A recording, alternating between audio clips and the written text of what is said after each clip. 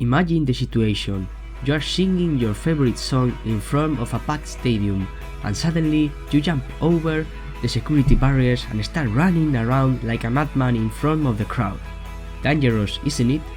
Well, this is the story of why Chris Martin decided to take this real risk, interacting with the audience like Bono at the Live Aid, putting himself and others at risk to some extent in order to feel what he has probably rarely been able to enjoy: the affection of his audience. Coldplay is currently one of the world's leading pop rock bands, which is why they have some of the most played songs in the history of Spotify, as well as a long history of selling out the world's most famous stadiums and concert halls. After having triumphed with songs like Viva la Vida, Yellow or The Scientist, the group started the tour around the planet, visiting cities like Madrid, London or Sydney, places where all of these events happened.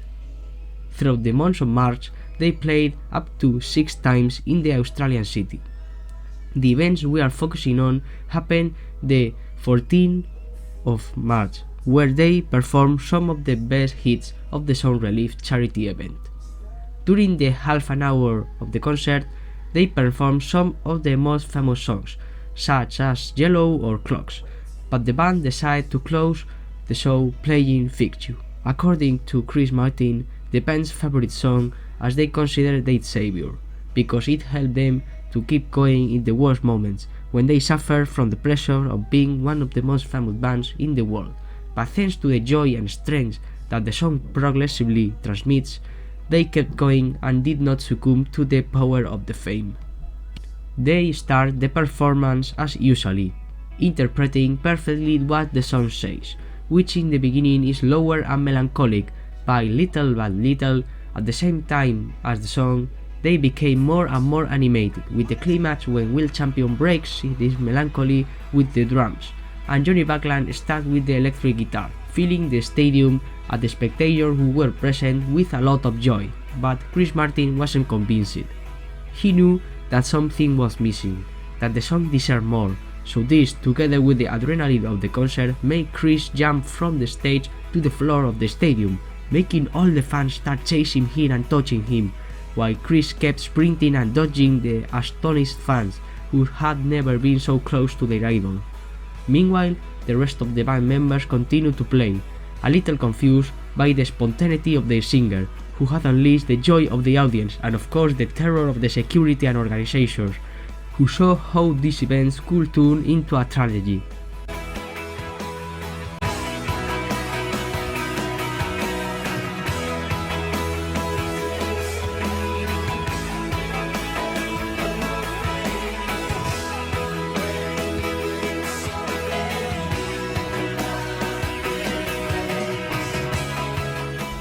Fortunately, he managed to return to the stage unharmed, just in time to finish the song and return to the calm that prevailed before this event.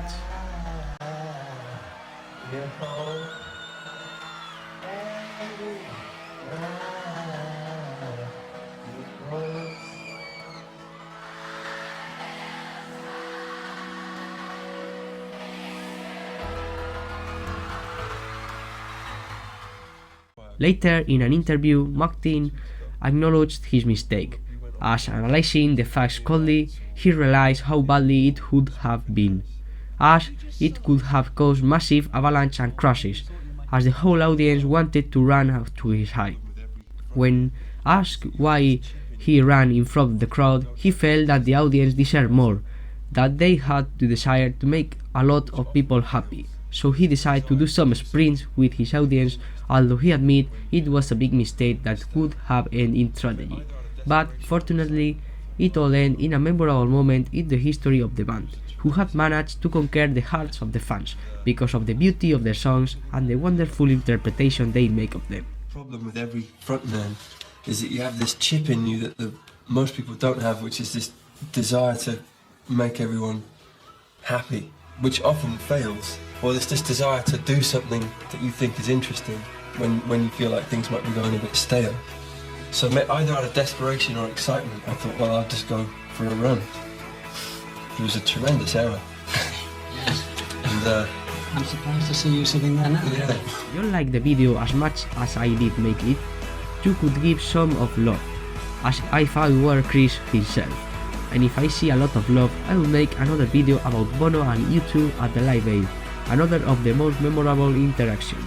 So, without anything else to add, see you next time, folks. It's nice to